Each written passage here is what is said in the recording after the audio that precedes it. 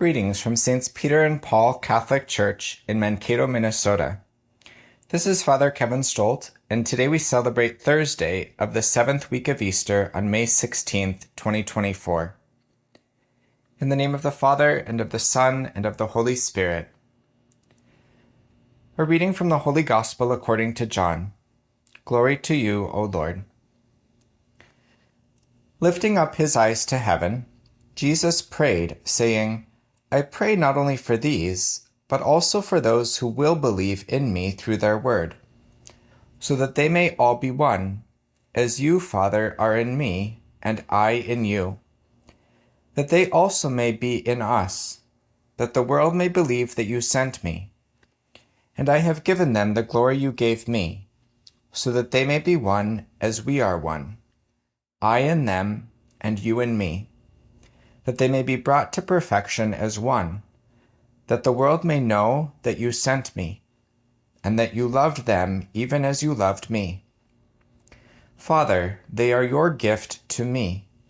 I wish that where I am, they also may be with me, that they may see my glory that you gave me, because you loved me before the foundation of the world.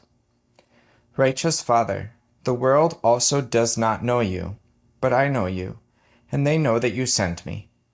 I made known to them your name, and I will make it known, that the love with which you loved me may be in them, and I in them. The Gospel of the Lord.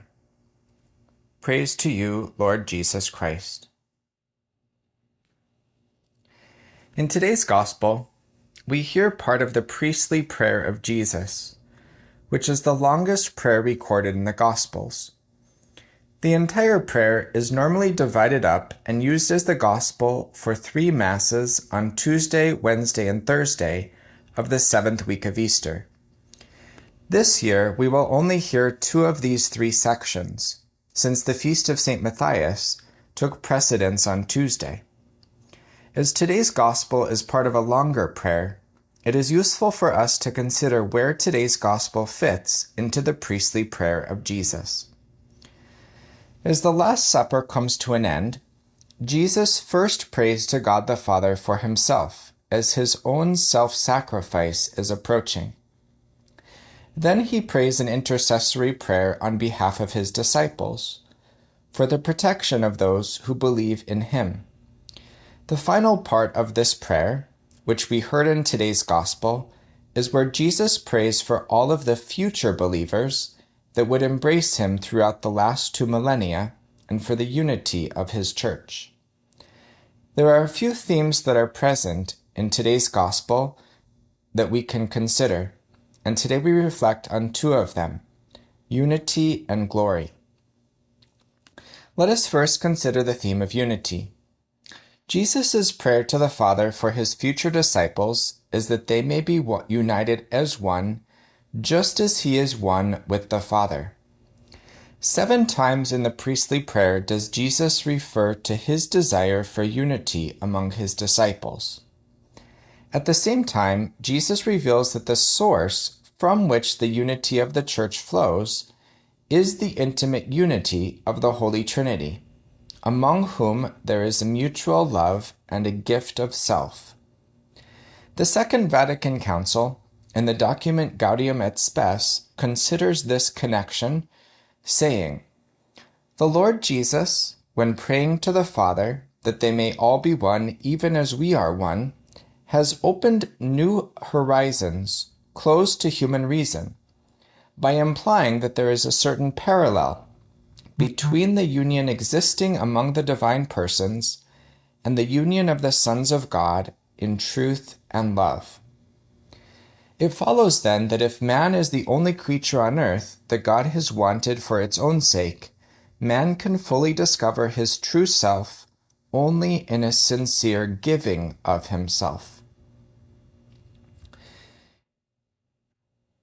The union of Christians with Christ brings about unity among Christians, and in particular in the Church of Christ.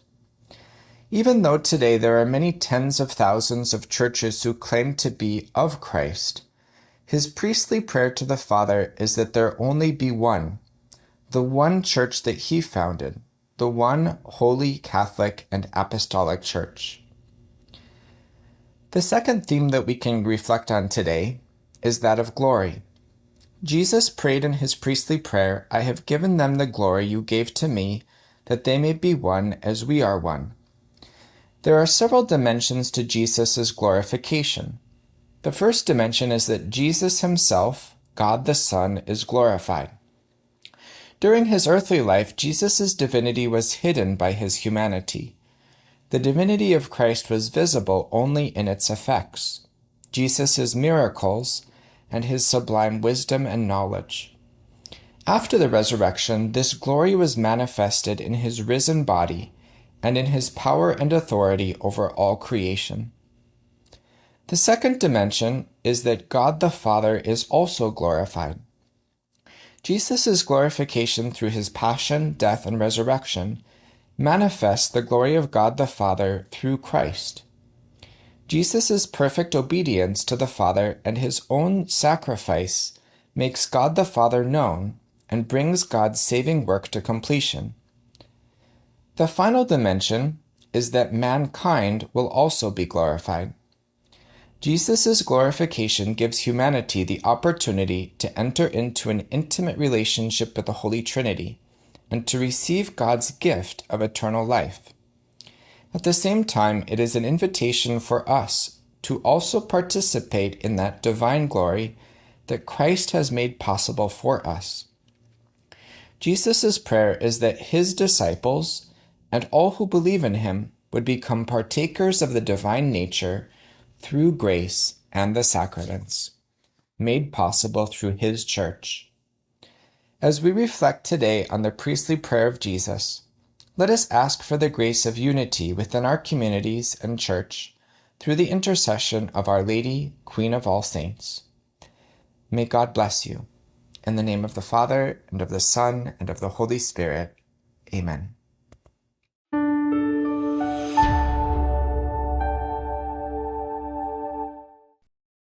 Thank you so much for listening.